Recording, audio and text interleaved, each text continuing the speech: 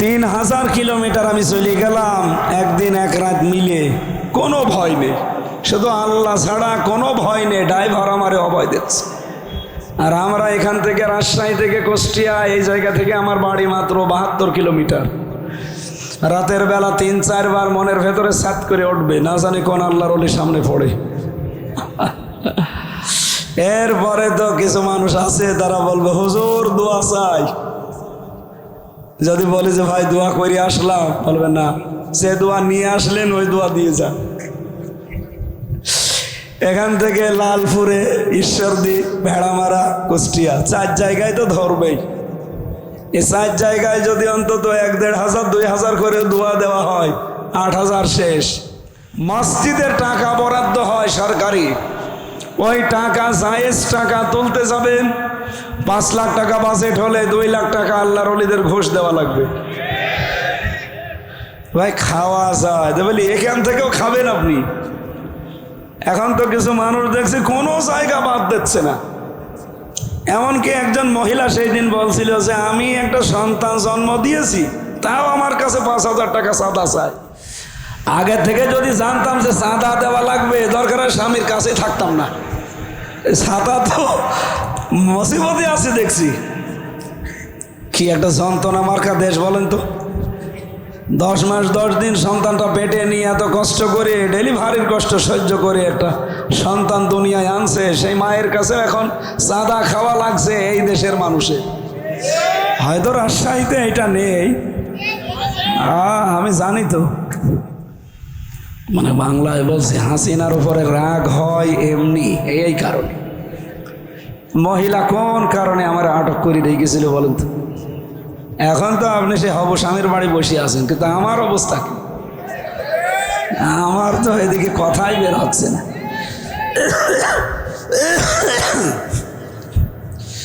দোয়া চাচ্ছি এবং নিজেও দোয়া করছি, আল্লাহ যেন অন্তত 1-1.5 ঘন্টার জন্য আমার কণ্ঠটা একটু ছেড়ে দেন। কারণ আমার এই কণ্ঠের উপরে ক্ষমতা আছে কার? উনি যদি ইচ্ছা করে আমারে ভাঙ্গা কণ্ঠ দিয়েও কথা বলাতে পারবে না ইনশাআল্লাহ।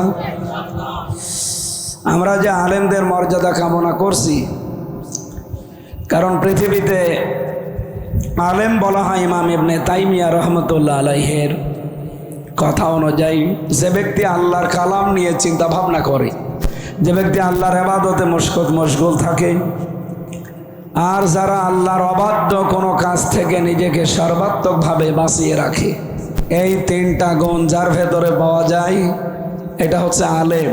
এটা কি বলেন তো? এরকম আলেম কি বাংলাদেশে কম না বেশি?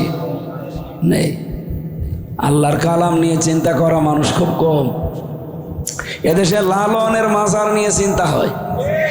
আপনারা দেখেননি কয়দিন আগে কুষ্টিয়ায় ডিসির সামনে বসে লালন ভক্ত অ্যাডভোকেট, সে বলছে ডিসি সাহেব আমরা লালনের মাজারে এবার গাঁজা খাওয়ার পারমিশন চাই। ডিসি ওরে বলছে এই বেটাই, আমি এই জেলা চালাই, আমার ম্যাজিস্ট্রেটি পাওয়ার আছে হাতে, আর আমার সামনে গাঁজা খাওয়ার পারমিশন চাও? তুমি কোন জায়গায় লেখাপড়া করিস? তোমার তো এক্ষুনি গ্রেফতার করে জেলে পাঠানোর দরকার। লালনের মাজার নিয়ে গবেষণা হয় এদেশে, কিন্তু আল্লাহর কালাম নিয়ে গবেষণা করার জায়গাও নেই, আমরা করিও না।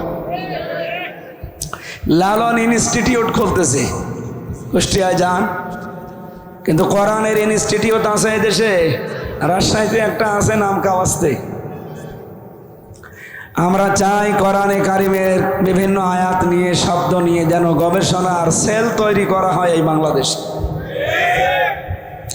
2 নম্বরে যারা আল্লাহর ইবাদতে মশগুল থাকে, ইবাদত মানে শুধু নামাজ পড়া রোজা রাখা ইবাদত না, আপনার দ্বারা যেন মানুষের উপকার হয়। আজ আমরা আলেমরা যে জায়গায় আছি, নিজেরই কিছু করতে পারি না, যে মানুষের উপকার করবো কি দিয়ে? কথা বলেন না কেন? এই জন্য আমরা মানুষের উপকার করতে হলে যে জায়গাগুলো দরকার, আজ বাংলাদেশে ওই জায়গাগুলোতে আলেমরা এখন যেতে চায়, কিন্তু কিছু মানুষ দেখি গাদ্রদাহ শুরু হয়েছে তাদের। এরা এই লাইনে আসার দরকার কি? এরা মসজিদ মাদ্রাসা খানকা নিয়ে থাকবে, সারা জীবন তো এটা নিয়েই ছিলাম, কিছুই তো হয়নি। কে কথা বলেন না কেন? এই 54 বছর তো আমরা শুধু ওইটা নিয়েই ছিলাম। কি হয়েছে? হ্যাঁ, খানকা হয়তো 2 তলা থেকে 3 তলা হয়েছে, কিন্তু ইসলামের কি হয়েছে আপনি বলেন? 500 বিধান শরীয়তের এই 54 বছরে একটাও বাংলাদেশে কায়েম হয়নি। কিয়ামতের দিন জবাব দেওয়া লাগবে না? 3 নম্বরে, আল্লাহর নিষিদ্ধ কাজ থেকে নিজেকে বাঁচিয়ে রাখার সর্বাত্মক চেষ্টা করা। দুঃখ এটা, বাংলাদেশে আমরা 96-92 ভাগ মুসলমান, আল্লাহর নিষিদ্ধ কাজ জানার পরেও এমন এমন জায়গা আছে ছেড়ে দেওয়া যায় না। আছে কিনা বলেন? মানে একটা জায়গা আপনি দেখাতে পারবেন যেখানে ইচ্ছা করলেও ভালো থাকা যায়? উনি মাদ্রাসার অধ্যক্ষ, আলিম মাদ্রাসা বা দাখিল মাদ্রাসা যাই বলে, বিশেষ করে আলিম, দাখিল, ফাজিল, কামিলের যারা দায়িত্বে আছে মাদ্রাসায়, কলেজ, বিশ্ববিদ্যালয় তো বাদ দিলাম, মাদ্রাসার এই সমস্ত দায়িত্ব থেকেও সঠিক থাকা বাংলাদেশের এই প্রেক্ষাপটে বড় কঠিন হয়ে দাঁড়িয়েছে। উনি তার প্রমাণ। অথচ উনি জানে যে এটা হালাল, এটা হারাম, জানার পরও মানতে পারছে না। মসজিদের টাকা বরাদ্দ হয় সরকারি, ওই টাকা জায়েজ টাকা তুলতে যাবেন, 5 লাখ টাকা বাজেট হলে 2 লাখ টাকা আল্লাহর ওলিদের ঘুষ দেওয়া লাগবে। ভাই খাওয়া যায় বলি, এখান থেকেও খাবেন আপনি। এখন তো কিছু মানুষ দেখছি কোনো জায়গা বাদ দিচ্ছে না। এমনকি একজন মহিলা সেই দিন বলছিল যে আমি একটা সন্তান জন্ম দিয়েছি, তাও আমার কাছে 5,000 টাকা চাঁদা চায়।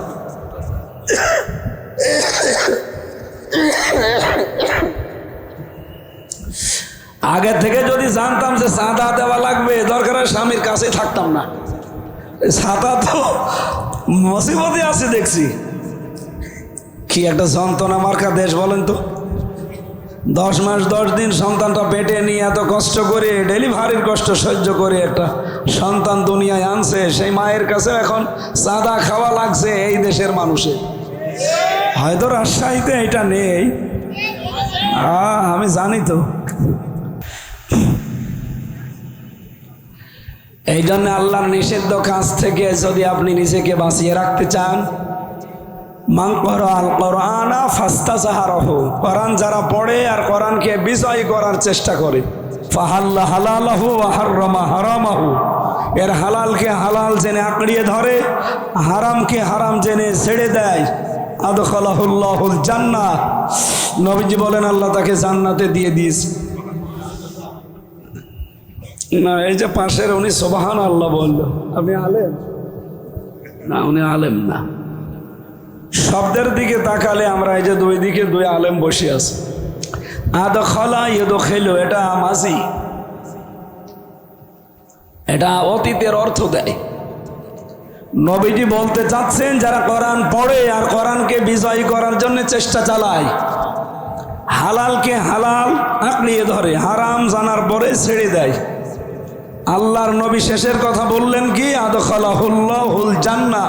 আল্লাহ নিজে এখানে ফাইল কর্তা, উনি নিজে দায়িত্ব নিয়ে তাকে জান্নাতে পৌঁছিয়ে দিয়েছে না দেবে?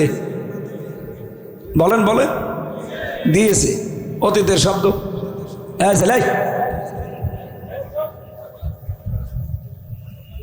ওঠা যাবে না ভাই, 1 ঘন্টা সময় দেওয়া যাবে না? এমনি আমার কণ্ঠ বসে যাচ্ছে, আপনারা ডিস্টার্ব করলে আর কথাই বের হবে না।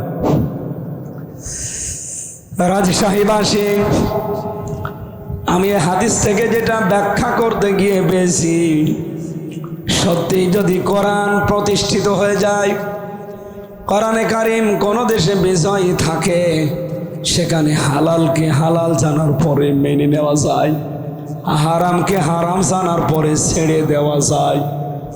এরকম একটা পরিবেশ যদি কোনো দেশে কায়েম হয়ে যায়, নবীজি বলেন মরণের পরে জান্নাতে প্রবেশ করবে সে তো পরে, এই পৃথিবীর জমিনটায় তাদের জন্য মিনি জান্নাত হয়ে যাবে।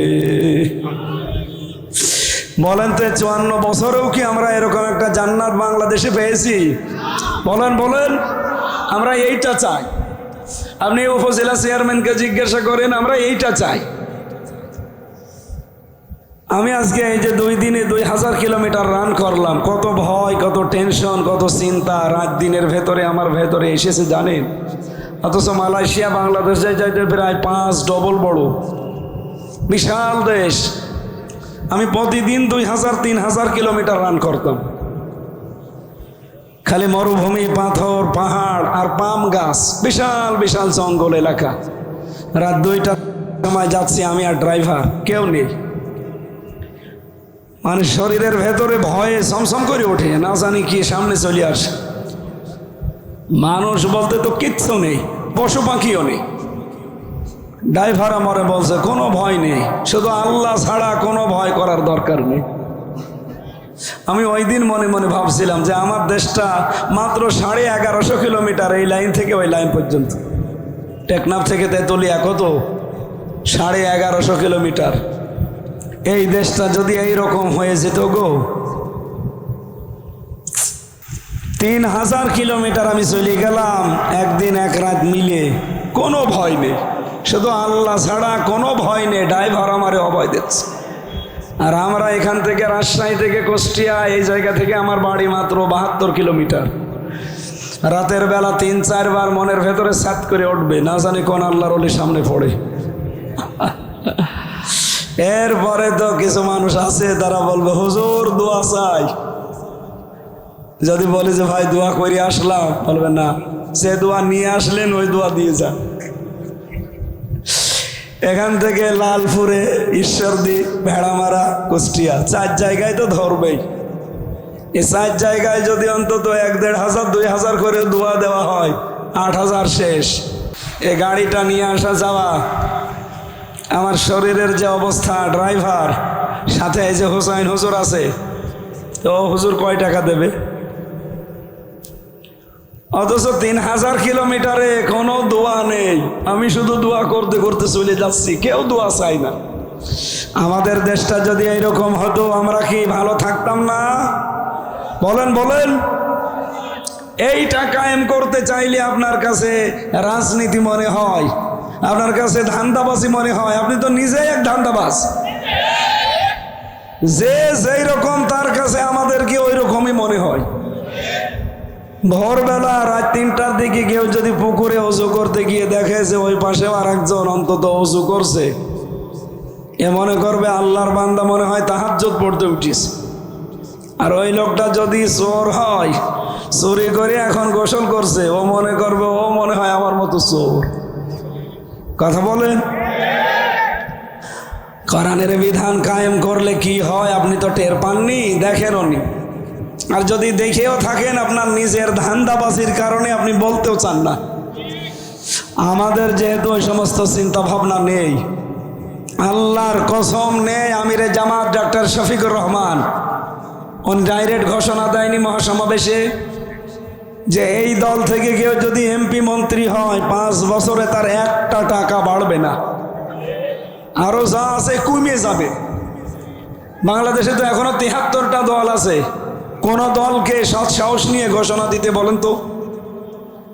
আমার যতটুকু ধারণা, কোন দল যদি ঘোষণা দেয় যে আমার দল থেকে এমপি হলে 5 বছরে তার 1টা টাকা বাড়বে না, ওই দল থেকে কেউ এমপি দাঁড়াবে না।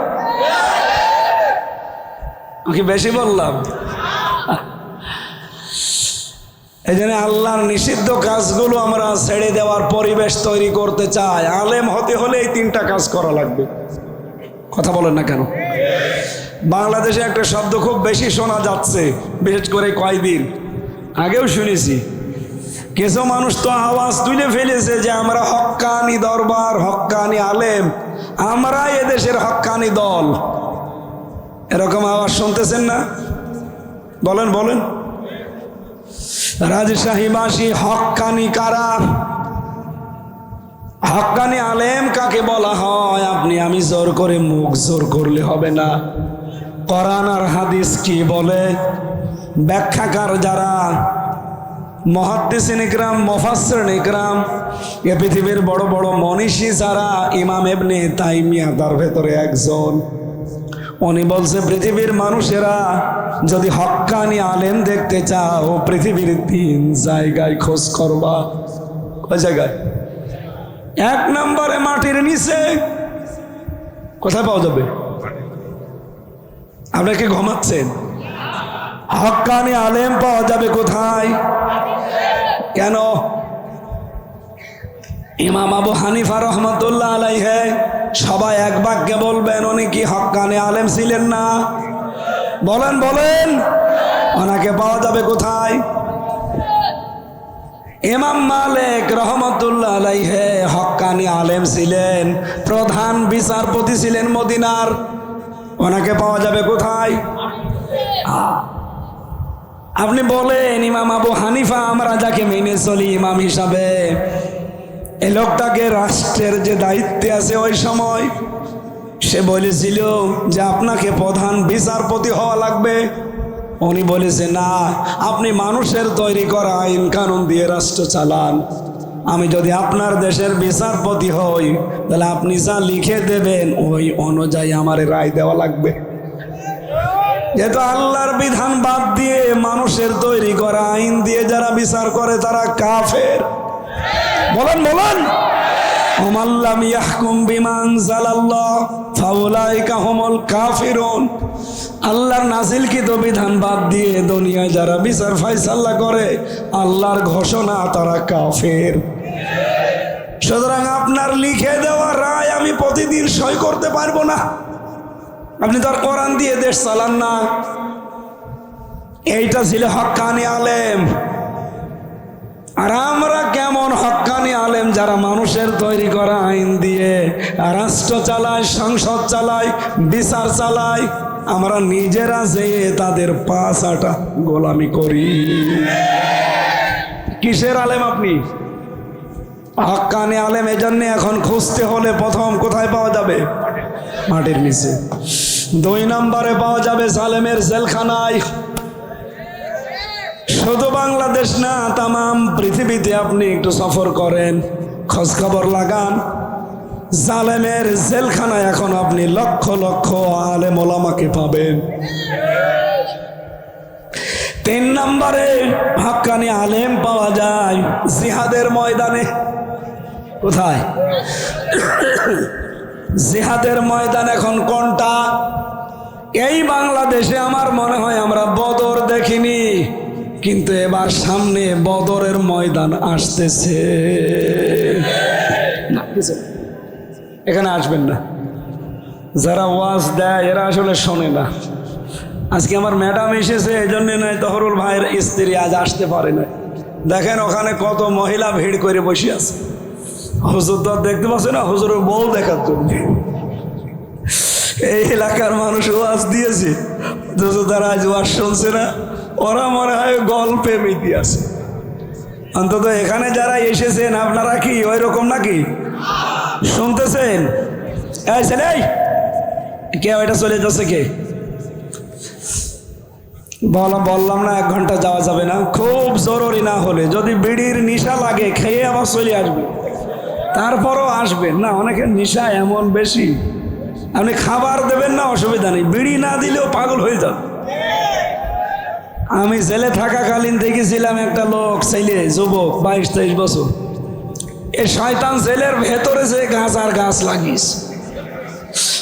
জেলার একদিন দেখি ধরে পিটাচ্ছে, পুলিশ তোরে ধরে দিয়েছে জেলখানায়, তুই গাঁজা খাস এই কারণে, আর তুই ভেতরে এসে গাছ লাগালি, পেলি কোথায়?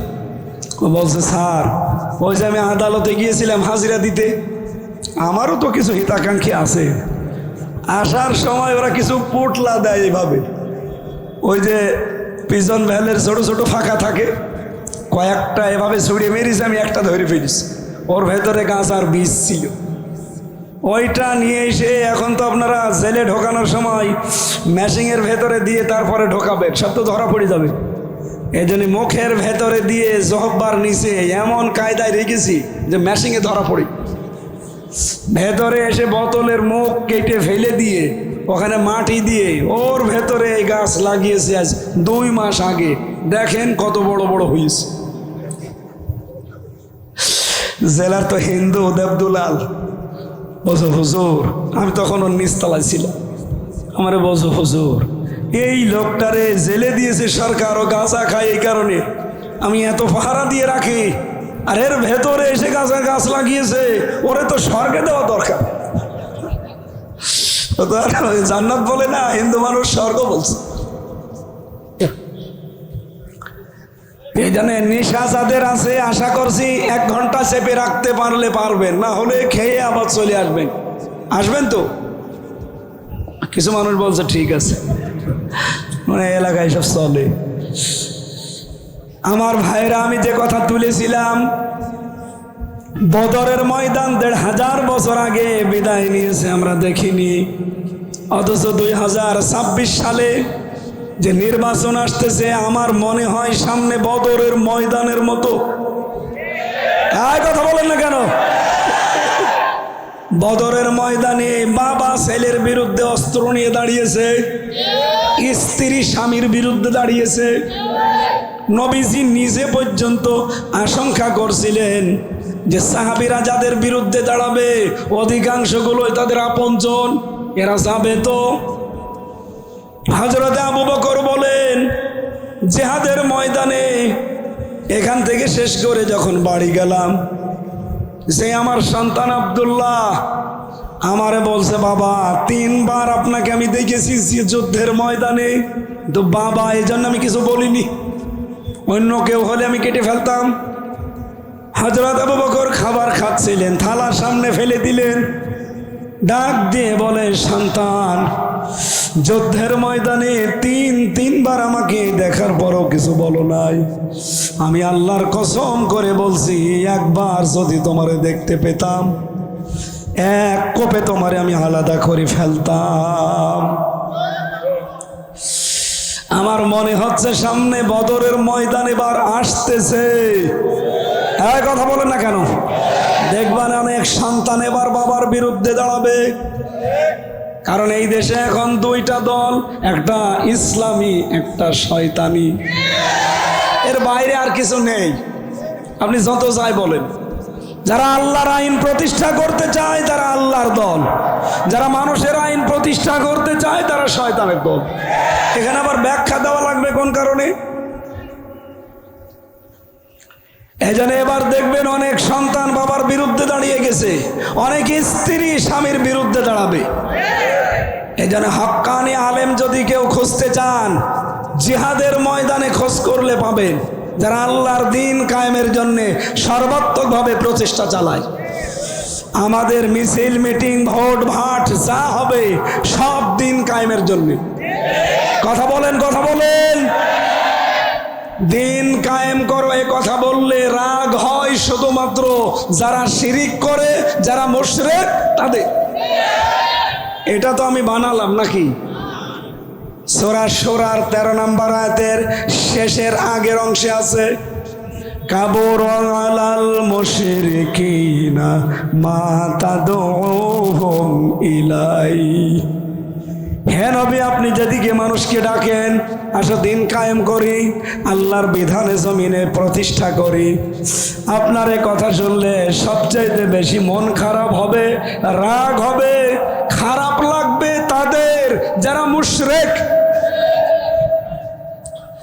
বাংলার মানুষেরা, আমি তো আমার বাবার কথা বলছি না, আমার দাদার বিধানের কথাও বলি নাই। আমার দাদা, বাবা, চাচা তারাও রাজনীতি করেছে সারা জীবন। কোনো দিন আমি আজ পর্যন্ত বলি নাই আমার দাদা, আমার চাচা চেয়ারম্যান ছিল, আসেন আমরা তাদের আদর্শ প্রতিষ্ঠা করি। বলেছি। আমার আজকের বিষয় ওই রকম না, আজকেরটাও ঠিক কোরআন থেকে আমি সাজিয়েছি যে মহান আল্লাহ এই বাংলাদেশে কাদের সাথে আছেন, কাদের সঙ্গে আছেন, এ কথা কোরআন বলবে আজকে ইনশাআল্লাহ।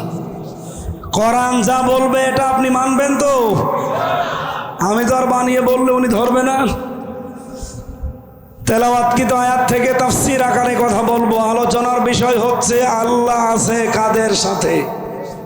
যদি আপনি দেখেন যে হ্যাঁ আপনার সাথে আছে, আপনি সাকসেস। যদি দেখেন যে না, আমার যা কর্মকাণ্ড, আমার যে অ্যাক্টিভিটিস, এর সাথে আমার আল্লাহ নেই, এই মুহূর্তে আপনাকে পাল্টাতে হবে। আমার কথা শোনার দরকার নেই, আপনি শুধু আয়াতের তাফসীর বাড়ি যেয়ে দেখে নেবেন।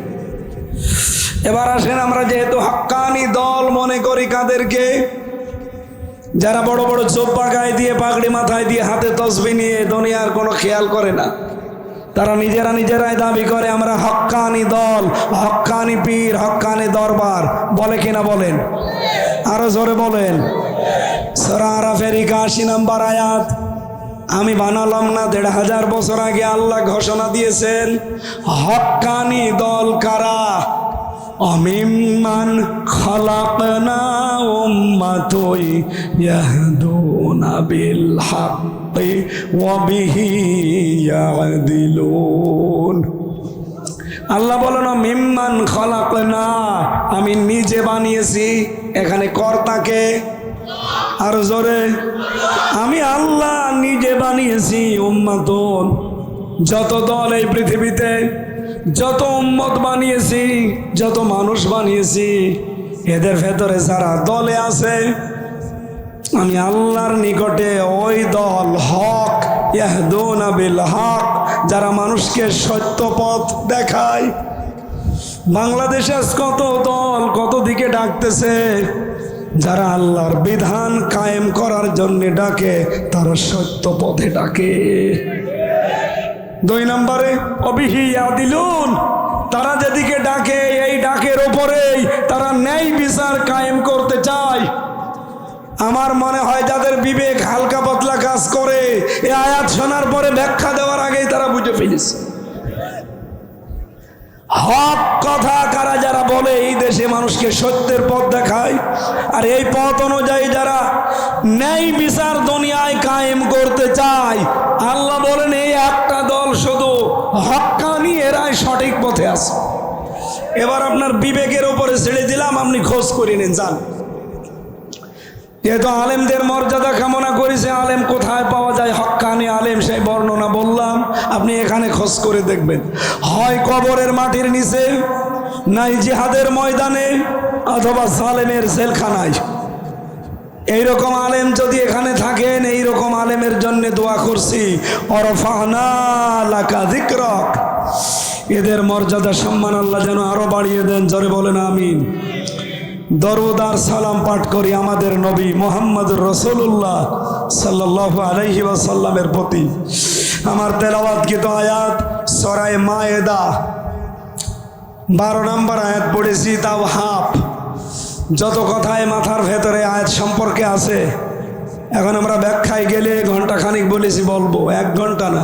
আমার সারা জীবনও যদি আয়াতের পেছনে ব্যয় হয়, সারা জীবন শেষ হয়ে যাবে, এর ব্যাখ্যা কোনোদিন শেষ হবে না। এত কথা আল্লাহর ভেতরে দিয়ে রেখেছে, আমরা এখন একটু আবিষ্কার করার চেষ্টা করি। আলোচনার বিষয় কি বলেছিলাম যেন? আল্লাহ আছে কাদের সাথে? মনে থাকবে? আরো জোরে বলেন, মনে থাকবে? সূরা মায়েদা, এর নামকরণ কেন করা হয়েছে মায়েদা? হযরতে ঈসা রুহুল্লাহ মায়েদা শব্দ দিয়ে তিনি দোয়া করেছিলেন। 7 পারার 5 নম্বর 6 নম্বর পৃষ্ঠার ভেতরে আয়াতগুলো আছে এই সূরা মায়েদার। রব্বুল আলামিন সেখান থেকে নিয়ে আমরা এখানে নামকরণে পেয়েছি। বাংলা অর্থ হচ্ছে খাদ্য ভর্তি বড় থালা, প্লেট। খাবারের বিশাল প্লেটকে মায়েদা বলা হয়। আল্লাহর ভাষায় তামাম দুনিয়াটাই খাবারের প্লেট। জোরে বলেন সুবহানাল্লাহ। এখান থেকে একটা শিক্ষা আছে, যেহেতু তামাম দুনিয়াকে আল্লাহ খাবারের প্লেট বলে ঘোষণা দিয়েছেন, এজন্য আমরা যারা আল্লাহ বিশ্বাসী আছি তাদের কোনো চিন্তা অন্তত খাবার নিয়ে করার দরকার নেই। আপনি দুনিয়ায় আসার 50 বছর 50,000 বছর আগে এই কপালে আল্লাহ লিখে পাঠিয়েছেন যে আপনি কি খেয়ে থাকবেন, না খেয়ে থাকবেন। সুতরাং রিজিক নিয়ে চিন্তা করা আমাদের কাজ না, এ চিন্তা কার? আরো জোরে। আল্লাহর নাম হচ্ছে রাজ্জাক। তিনি রিজকের দায়িত্ব নিয়ে নিয়েছেন, কিন্তু যেটার দায়িত্ব নেননি সেটা হচ্ছে মরণের পরে আপনার আচরণ আল্লাহ কি করবে সেটা আপনার কাজের ওপরে বেসিস করবে। আপনি যেই ধরনের কাজ করবে, কিয়ামতের দিন আল্লাহ পাক তার সাথে সাক্ষী জোগাড় করে ওই আচরণ করবে। এবার আপনি তাকাবেন সূরা নেসার 41 নম্বর আয়াতের দিকে। ফাকাইফা ইযা জিনা মিন কুল্লি উম্মাতিন বিশাহিদিন ওয়া জিনা বিকা আলা উলাই শাহিদা। বলেন আল্লাহু আকবার। এই ভালো করে তাকান, আল্লাহ যারা এভাবে আমাদেরকে আঙ্গুল দিয়ে দেখাচ্ছেন যে কেমন হবে তখন রাজশাহীর বাঘার মানুষেরা, তহরুল ইসলাম ও জিন্নাত আলী, কেমন হবে তখন যখন তোমাকে আমি আল্লাহ আমার সামনে দাঁড় করাবো আর তোমার বিরুদ্ধে সাক্ষী দেওয়ার জন্য আমি রাসূলুল্লাহকে হাজির করব। অজিনা বিকা আলা হাউলাই শাহিদা, হে নবী আপনাকে আমি সাক্ষী করে নিয়ে আসবো ওদের জন্যে। যেহেতু রাসূলের উম্মত বলে আমরা দাবি করছি, আল্লাহ যখন আমাকে আপনাকে একা একা তার সামনে ডাকবে, 10 জন 20 জন করে না, একা একা ডাকবে। কয়জন বলেন বলেন?